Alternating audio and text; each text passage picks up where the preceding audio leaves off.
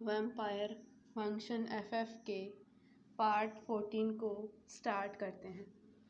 अब समय ऐसे ही बीतने लगता है। कभी कभार शिचेन भी ईलिंग आता और अपने नेफ्यूज के साथ खेलता। अब दोनों बेबीज 1 साल के हो चुके थे, तो वे बेबीज का नामकरण करते हैं। बड़े बेबी का नाम आयुआन रखा जाता है, जिसका कर्टेसी नेम लैन शिजुई था। युआन रखा जाता है, जिसका कर्सिटी नेम लैन जिंगी था। समय ऐसे ही बीतने लगता है। वांगशन की फैमिली अच्छे से अपना टाइम स्पेंड कर रही थी। वो कहते हैं ना, अच्छे लोगों को हमेशा लोगों की बुरी नज़र लग जाती है, तो हमारी वांगशन फैमिली को भी कुछ लोगों की बुरी नज़र लग गई। इस समय विंग वांगजी के 3rd बेबी से प्रेग्नेंट था। वो 3 से 4 मंथ का प्रेग्नेंट हो चुका था। इस बार लैन चिरेन बचे कुछ वैंस और कई छोटे बड़े डीमन किंगडम की मदद से ईलिंग में अटैक करने का योजना बनाता है। एक दिन वांगजी और विवुशियान किसी जरूरी काम की वजह से मार्केट गए होते हैं। उन्होंने अपने दोनों बच्चों को आरएन की फैमिली के साथ छोड़ दिया था। वांगशन के जाने के बाद सारे डीमन और वैंस ईलिंग पर अटैक कर देते हैं। वे युआन और आयुआन को उठाकर लेकर चले जाते हैं। कुछ ईलिंग के लोगों को भी कैद कर लेते हैं। जो उनका विरोध करता, उन डीमंस ने उन लोगों को मार दिया। फिर वे चले गए। जब वांगजी और विवुशियान वापस आए तो उन्होंने ईलिंग को तबाह हुआ देखा। सब तरफ लोगों की लाशें थी। तभी एक बच्चा जो डर से छुपा हुआ था, वो बाहर आया और उसने कहा, वांगजी गगा, विंग गगा, वे लोग युआन और आयुआन को लेकर चले गए और कुछ लोगों को भी लेकर चले गए और बाकी के लोगों को मार दिया। और वो बच्चा उस समय मर गया। वांगजी और विंग ने उस बच्चे को दफनाया और फिर उसके बाद वांगजी और विंग अपनी पावर से उन लोगों का पता लगाते हैं। तब उन दोनों को वे सब नाइटलेयर सिटी पर ठहरे हुए थे का पता चलता है, जहां उन्होंने सारे लोगों को कैद किया हुआ था और दोनों बेबीज को हवा में लटकाए हुआ था और बाकी के ईलिंग के लोग साइडों पर कैद हुए थे। विंग और वांगजी तुरंत अपनी पावर की मदद से नाइटलेयर सिटी पहुंच जाते हैं। साथ ही शुयांग और वैम्पायर आर्मी को भी बुला देते हैं। वांगजी और विवुशियान के वहां पहुंचते ही उन लोगों ने उन दोनों पर हमला कर दिया।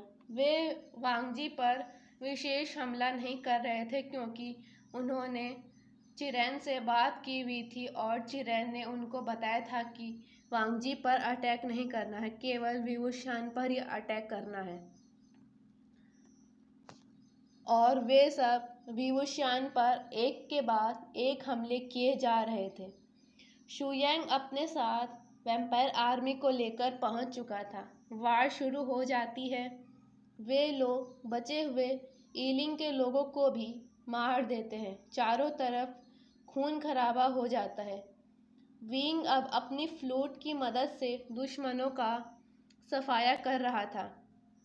वांगजी भी अपनी बिचन से सारे डीमंस और वैंस को मार रहा था। धीरे धीरे सारे वैम्पायर्स और वेयरवुल्फ आर्मी मारी जाती है और विंग और वांगजी ने बचे हुए वैंस को मार दिया था और जो उनका साथ दे रहे थे उन किंगडम के डीमंस को भी मार दिया था। उन्होंने कई सैक लीडर्स को भी मारा था। विंग और वांगजी अपने बच्चों को बचा लेते हैं। वांगजी ने विंग को प्रोटेक्ट करते वक्त अपने ही कुछ लैंड एल्डर्स को मार दिया था, जो संख्या में 33 थे। सारी लाशों में एक आदमी जो अभी भी जिंदा था, वो वांगजी को नेटलर सिटी से धक्का देना चाह रहा था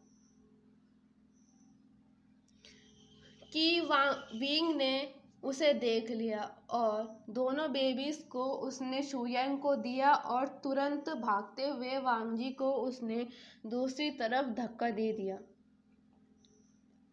जैसे ही वांगजी को विंग ने धक्का दिया तो वांगजी को पता चल गया कि वो आदमी वांगजी को धक्का दे रहा था, पर वांगजी ने विंग का हाथ पकड़ लिया क्योंकि वांगजी को बचाते हुए विंग उस खाई के किनारे पर पहुंच चुका था। उस समय वांगजी ने उस आदमी को छोड़ दिया और वो विंग को बचाने लगा ताकि विंग उस खाई से नीचे ना गिरे। उस समय वह आदमी ने उस समय वांगजी की लेफ्ट बाजू पर तलवार मार दी थी, जिससे वांगजी का पूरा बायां हाथ खून से सना हुआ था। विंग वांगजी से कहता है कि मेरा हाथ छोड़ दो लैंजान, तुम्हें हमारे बच्चों का ध्यान रखना होगा, तुम इस तरह कमजोर नहीं पड़ सकते। उस समय उस आदमी ने उसी चट्टान पर तलवार चुभा दी थी जहां पर वांगजी और विवुशान थे।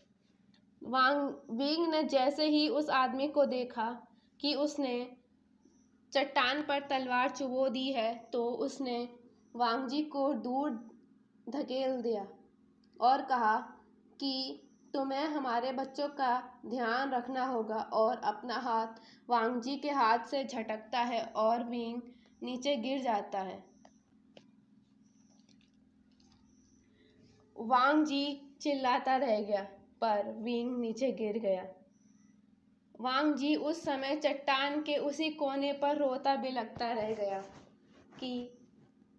और ये सोचने लगा कि उसके हंसते खेलते परिवार को लोगों की बुरी नज़र लग गई। लोगों की क्या, उसको तो उसी के अंकल की बुरी नज़र लग गई थी, जिसने उसका पूरा परिवार ख़त्म कर दिया। आई होप आपको ये पार्ट पसंद आए। इस पार्ट को मैं यहीं पर फिनिश करती हूँ। आगे की स्टोरी हम नेक्स्ट पार्ट में जानेंगे। तब तक टेक केयर।